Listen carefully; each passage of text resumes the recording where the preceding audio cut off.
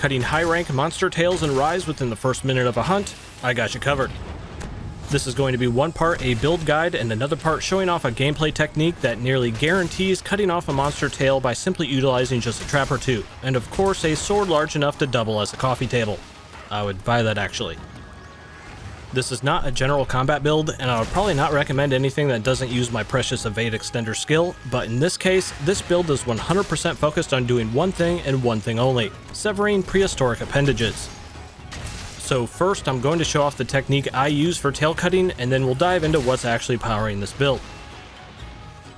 At the start of a hunt, you'll want to have chugged a demon drug or a mega demon drug on the way to the monster for a little attack boost.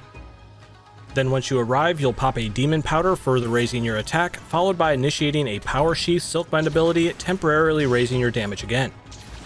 Then you simply run straight up to your target and drop a trap right onto them, ideally before they roar.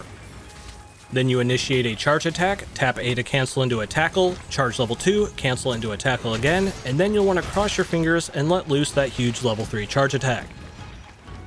Each monster exits traps a little differently and stays trapped in them for different lengths of time, but it's not too hard to get this technique down once you've done it a few times. Some of the higher tier monsters will take 2 strikes to actually cut off their tail, so you'll have to lay down the slower to deploy pitfall trap after that and then get in another big hit right as soon as they pop out of it. After getting that tail cut, you can open up the map and fast travel back to camp to switch out to your main combat build. If you're trying to farm tails over and over, you can instead choose the return from quest option right after the minute or two it takes you to cut off the tail, allowing you to rinse and repeat this entire process fairly quickly. Now shifting over to what is actually powering the greatsword build I use for this.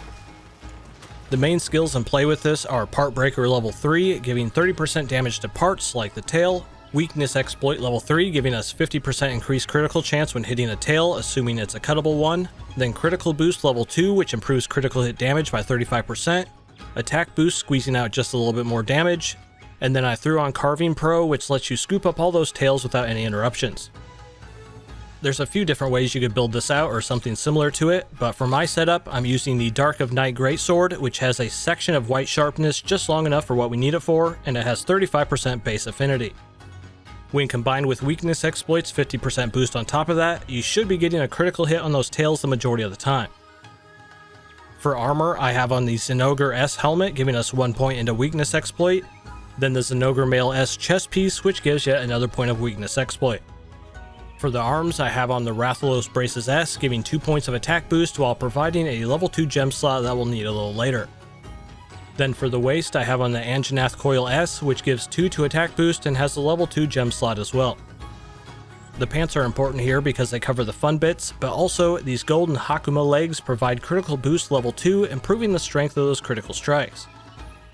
Then lastly, I had to meld the Talisman that had Weakness Exploit, and after about 20 or so tries, I never got one that had more than 1 point into it, which is enough for what I needed it for, but if you're lucky enough to get a Talisman with more than 1 point into Weakness Exploit, you could replace the helmet or chest piece on this build to make it even better. You'll also need to socket in 3 decorations for Part Breaker to complete this build, 1 into the sword, 1 into the arms, and 1 into the waist. I also tried playing around with an elemental weapon to make use of all those somewhat wasted level 1 decoration slots by using the elemental boosting decorations, but I feel like this Dark of the Night sword build was out damaging it more often. So that's pretty much it. There's a lot of room in there for tweaks, but this will get the job done for cutting off almost anything in just 1 or 2 well-placed attacks, assuming they're critical hits. Before wrapping this all up, a big shout out to Petrinko Illustration, who made that awesome Rathalos art I used for this one video, which I pitched to him yesterday afternoon, and he got it all designed from scratch before this video went live today. I put a link to him down in the description if you want to check out more. Now, if you happen to enjoy the Monster Hunter Rise Severance package I prepared for you today, make sure to let me know your thoughts on this build idea, and also let me know if you enjoyed this video, because that means a whole lot to me. As always, this has been Alex from Boomstick Gaming, and thanks for watching.